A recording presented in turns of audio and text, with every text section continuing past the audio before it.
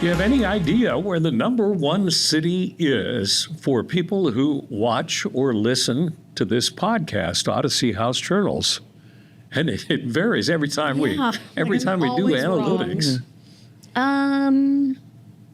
Hamburg. Hamburg, Germany. Well, that's as good a guess as any. Any guess, Joe? I'll give you a hint. It's in the U.S. Oh. So. It's in the U.S. Cleveland. Let's just say Ogden. I mean, it's so bizarre sometimes that there's no way. It's not even fair to. It's like a question on Jeopardy that nobody can get. The number one city in the last 30 days is Boardman, Oregon. Okay. Now, who the hell would 278 listeners in Boardman, Oregon. Number 2 is Dallas, Texas. Number 3 is Council Bluffs, Iowa. And number 4 is Salt Lake City. Really? I'm happy we're in Oregon.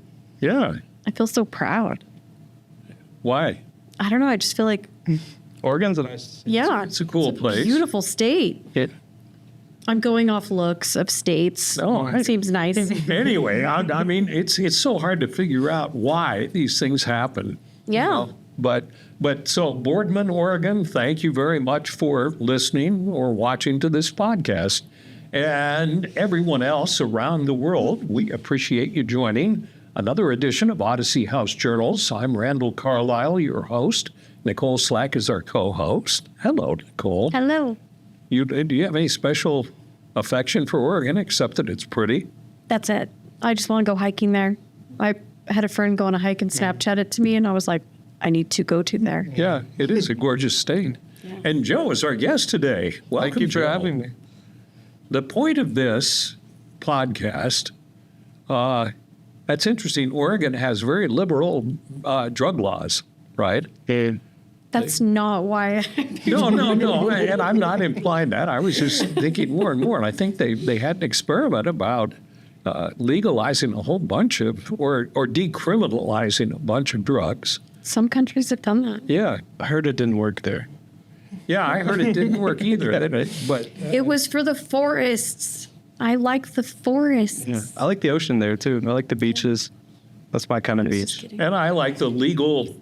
No, we all know what you're emphasizing. You're going for the drugs. No, I'm a recovering alcoholic, and you can get that anywhere.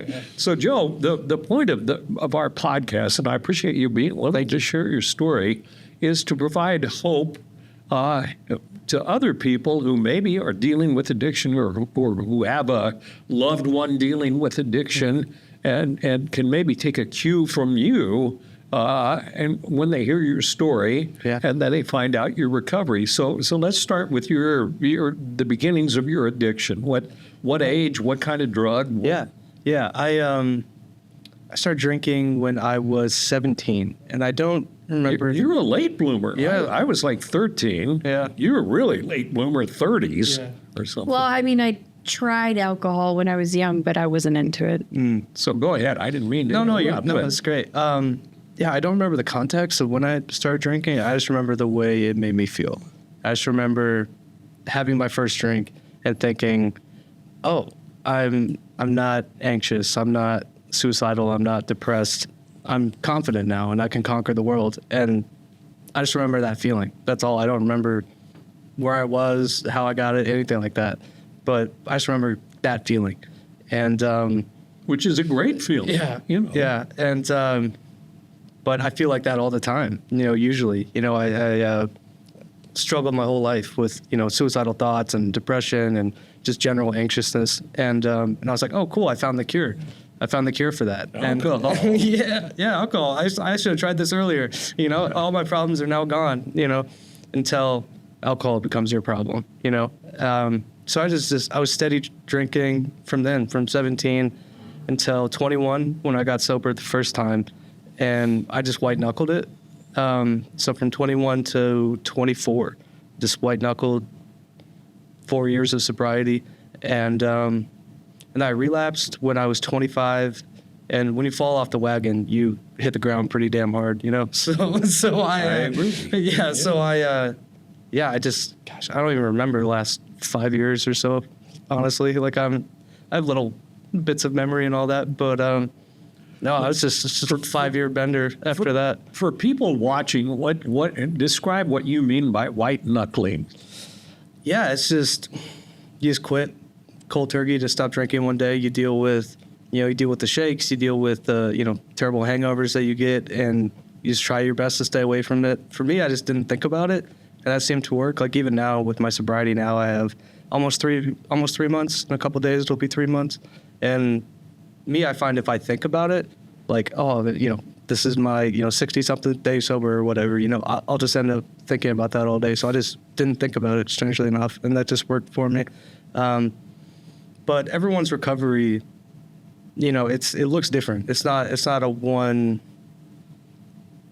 like One a catch-all. size fits Yeah, all. no, Yeah. it's not. And that was like one of the most valuable lessons that I've learned in my life, that it's like, for me, I can white knuckle it, of course, but like, that's only going to last for so long, And so what's been helpful this time is just simply just going to AA, and being involved in the community, being involved in the recovery community, and just the fellowship, and having people who understand and who get it, because your family gets it, Sure. and they want to get it, right? But they don't entirely get it, and so to have people who've been there, that's like, hey, yeah, I understand why you were drinking Everclear straight every day. I get it, So having that, Is that what you were consuming? I got to that point.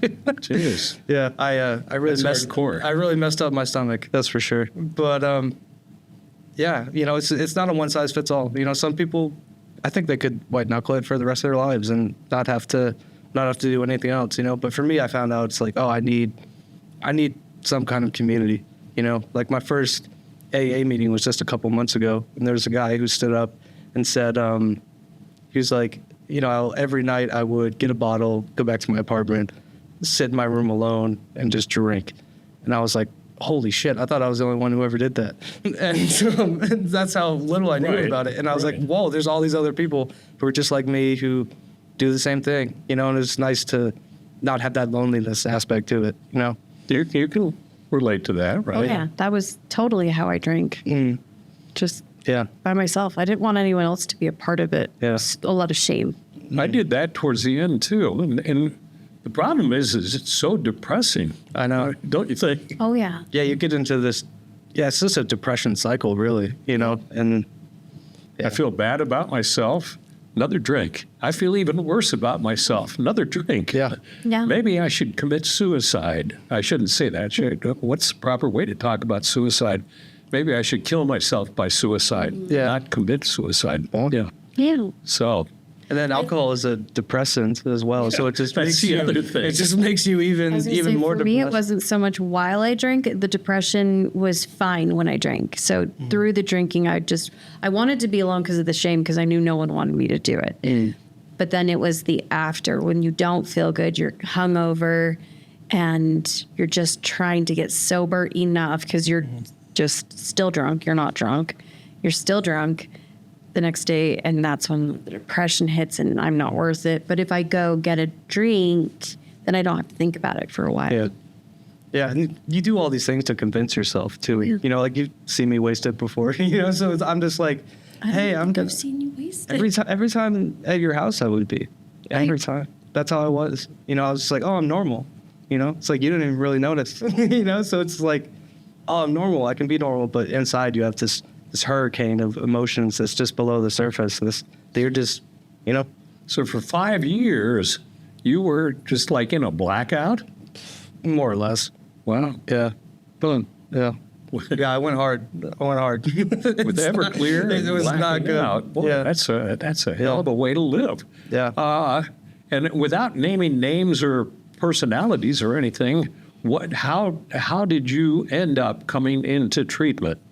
Right. It was just family, really. Like, of course I wanted to go, but it was... You it was- did want to go? I did. was scared. Yeah. Oh, I was scared too. It was like, it was like one of the worst days of my life coming in there. And I always try to remember that when new people come into treatment in the house. I'm like, okay, this is one of the worst days of their life. So make them as comfortable as you can, and not, overload them with, everything that goes on in treatment. Just, get them a snack, talk with them, that's what I do at least. But, yeah, no, it was my family. It was my family that really reached out and wanted to help me in some way, But they And you called it, we talked earlier, and you called it an intervention. Yeah, it was. Describe that. It was sort of a setup to talk to you. It wasn't the intervention like we're going to kidnap Joe and pull him into No, it was. program. Yeah, I mean, I was wasted, of course. So, one of my siblings just texted me, and she was like, "Hey, want to go get something to eat?" And I'm hammered, so I'm like, "Yeah, I'm hungry." and it was just that simple, And yeah, she just took me to a restaurant. She's like, "Hey, there's this program called Odyssey House. You can maybe go there." And we chatted about it in that way. And then, like I said, I was wasted, so I'm like, "Oh yeah, that sounds cool. Yeah, great. Yeah, just thinking about eating and getting the next drink." And then, and then it was when we went to that Greek restaurant, me and you told me more about it, Nicole. It was, that was it. That was the moment, And I was like, "Oh, yeah, this is something I need to do." And I wish I would have done it sooner, because that was, like a year ago or something. But yeah, I wish I would have done it sooner. But I was still that planted the seed to where I was like, "Yeah, I do need to do it." And I had to slowly wean myself off it by just doing the reverse of what I had done initially, So instead, I was just like, "Oh, I'll just drink on the weekends," and I did. And then, I'll just instead of drinking every day, I'll only drink at 5, and then I'll go to the weekends. Then I'll just go to Friday, and then I got eventually to where I got 3 days sober, and then I went in to Odyssey House. So you detoxed yourself, sort of. Yeah. Which is, and as I understand, I did that once too. And then the second time I did a medical detox, which was a hell of a lot easier.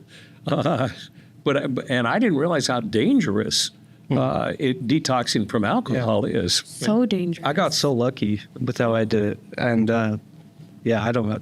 I'm lucky to be alive, honestly. We have clients come in, and I didn't know it was dangerous either until I started doing admissions, and they were like, "No, like if they're coming off of alcohol and they've had it consistently for this much time." And I've seen people have seizures coming off of alcohol, and they're like, "No, I've never had any problems," but they haven't drank for 3 days and their bodies just don't know what to do anymore. Right. Yeah, it took me. People die from withdrawing from alcohol, and I had no idea, even though I'd been a functional alcoholic for decades, and I just thought, well, you quit. Yeah. And then, I mean, and now I've seen statistics and everything that more people die from alcohol withdrawal than do from any other kind of drug withdrawal. Yeah. It's dangerous. Mine took months to like fully leave my system. I don't know if you're still feeling it in your body. I feel like I just now like kind of got my mind right, if that makes any sense. I'm like, "Oh yeah, I'm a normal person again," because it just changes your personality. I mean, you guys know that, like, and it's a depressant, like I said as well, but it just changes everything about you. It really does. Rigidity in my muscles. Yeah. For like at least 3 months after alcohol. Like just I touched my hands because it was in my hands. There was a lot where like my hand would get stuck in a position and I couldn't move it. Really?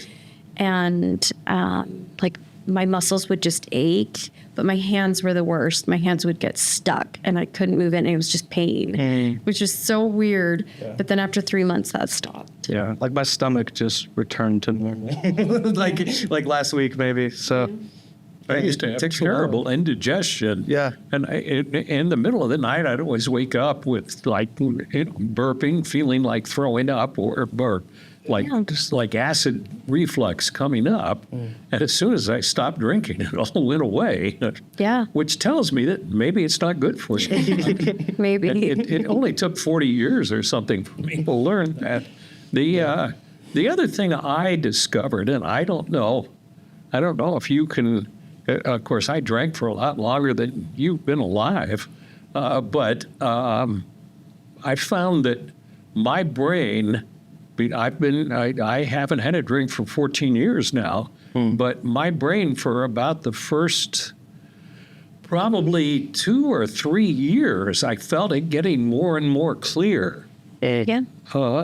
But that's that's a long time if you think about it. When I felt like I could understand stuff better than I used to be able to, and I had more patience, and my mind was just working so much better than it used to. Yeah. And but you'd say, I mean, because the alcohol's long gone from your system.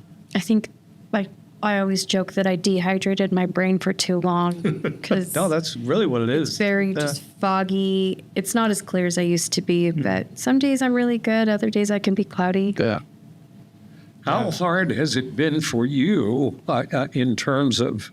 I remember it doesn't bother me as much anymore. Like I can meet a friend at a bar and have a glass of club soda or something. I don't think about it, but the triggers. What are your triggers and how do you deal with them? What have you learned in terms of dealing with them? Right. Well, mine suck personally because I would use it for like a confidence booster, right? And for me, I just get in my own head, and to where I'm just like, anyone I'm around, I'm like, oh, I'm not being, it's like even a situation like this is like, oh, I'm not being present. I'm not being like, I'm being weird or somehow, and I know that's not true, but like, that's a big one for me. It's like, oh, I'm being strange somehow, so I'll just drink and then it'll be normal, just stuff like that. So but really what's helped me is just realizing that I am worthwhile and that people do like me and I do and am and can be someone that people want to be around, and it's only, I'm 29 now, and it took me almost 30 years to realize that, but better late than never. But that's really the biggest trigger for me. It's just wanting to be there for people, but just telling myself that it's like, okay, like, there are people who like you for you. You don't have to be this shell of yourself, or put on this armor, to be a different person, or to be a more extreme version of yourself. Like I don't always have to be, on it all the time to always be the life of the party, so to speak. Like that was something that I really wanted to do and wanted to be, and I was quite good at it when I was wasted. But it was obviously it destroyed my body, and I got left behind in life doing that, as well, drinking, because that was my go-to thing every day. It's just like, oh, I'm not doing anything if I don't have a drink. So it's, eventually you get to that point. You guys know what I'm talking about. But yeah, that was a big trigger for me. But just reframing your brain to the point to where you could tell yourself things like, oh, I am worthwhile. And then you can believe it as well. Like that's the main thing that I've been working on the past couple of weeks is you can say I'm worthwhile and people love me and I'm someone that people want to be around all you want. But if you don't believe it, it's not going to change, So I'm getting to the point where I believe it now, and that's really just been the biggest break for me, biggest breakthrough. It would have been like a situation like this, like with you coming on to the podcast, that you would have had to have had several drinks before you came in. I would have drank the whole bottle of EVERCLEAR before I came on here. And the perception is, it's so weird, is that you may have, if you would have had a couple of drinks before you came, you may have thought, I'm really nailing this and I'm pretty cool on this podcast. And that may not have been the case. And I realize I'm just talking to this plant. Exactly. Yeah.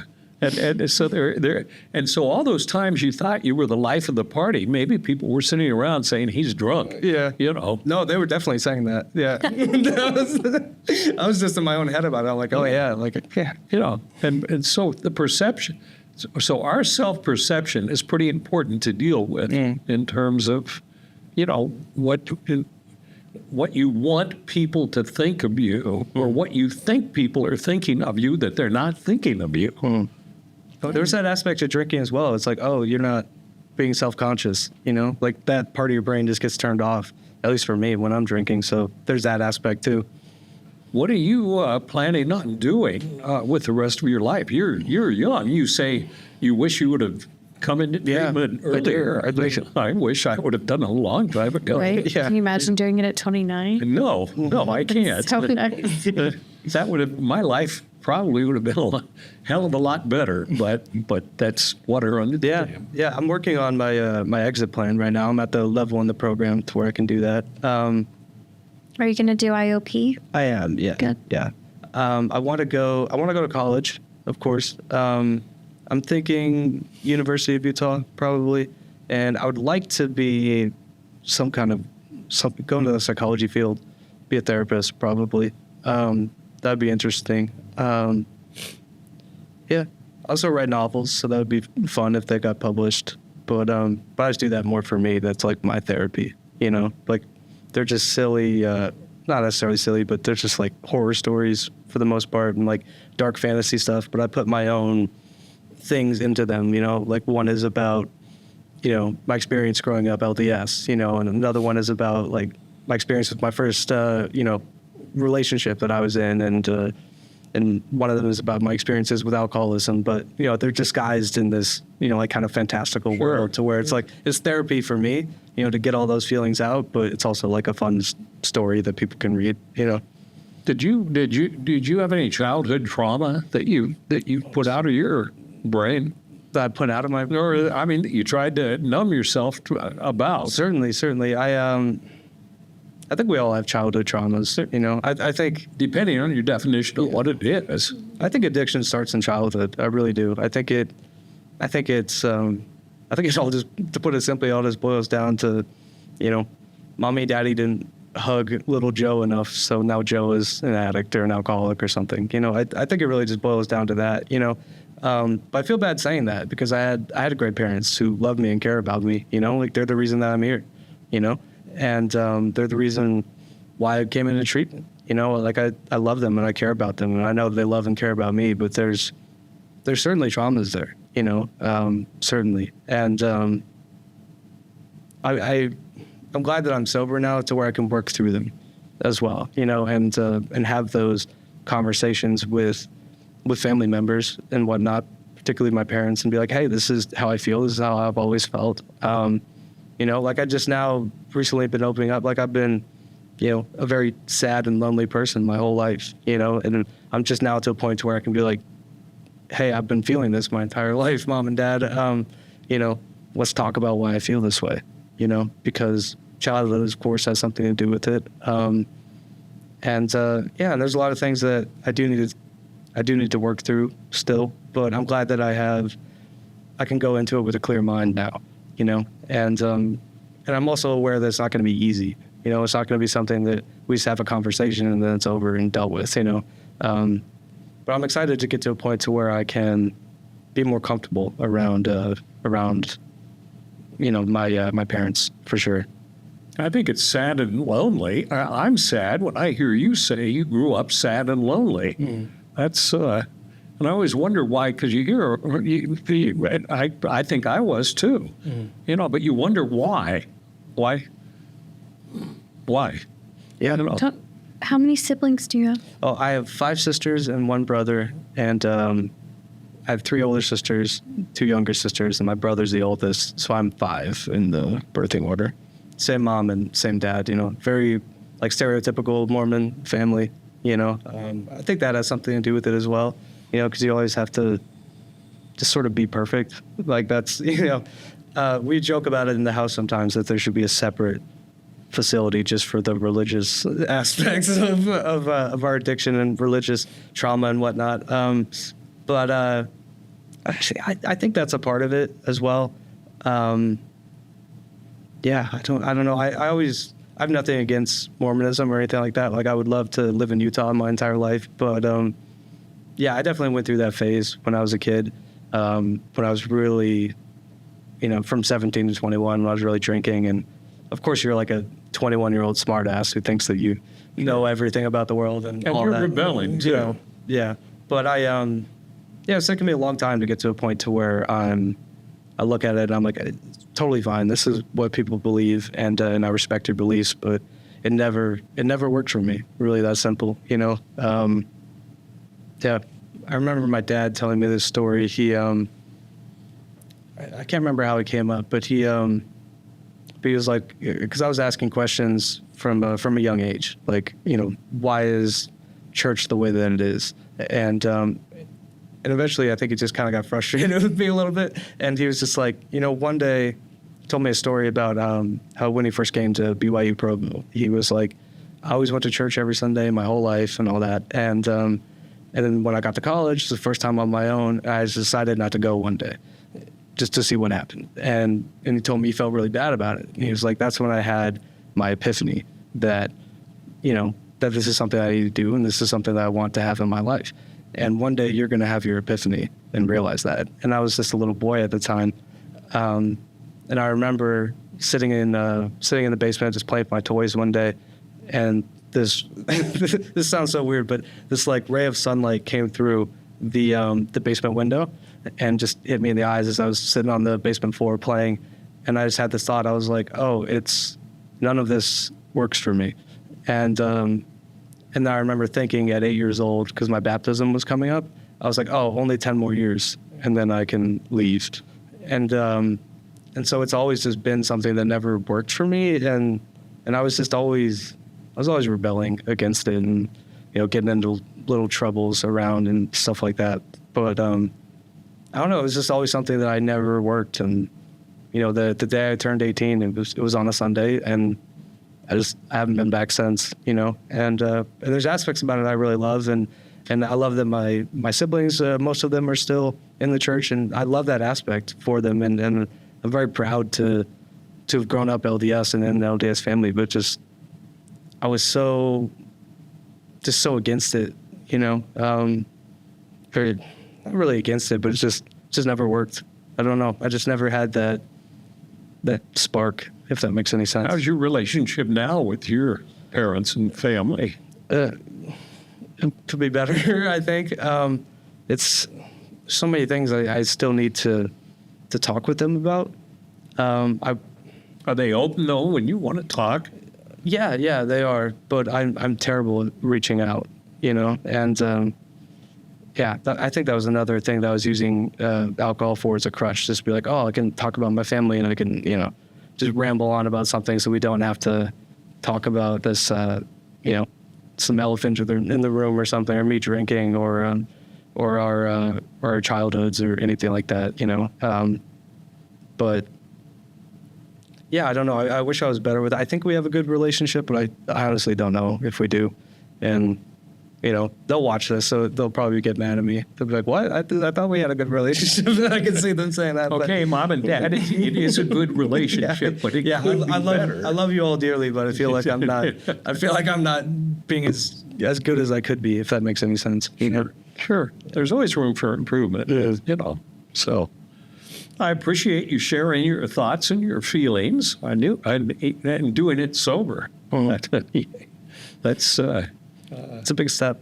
Yeah, and it's like a lot of people have said, right? Well, like a couple of weeks ago, when we had Debney on, she said, it's something I'm scared out of my mind to do this, but if I face something like this and I do it and I realize it's really not that bad, then I've made improvement in my life. So thank you for doing this. Thank you. Thank you for having me.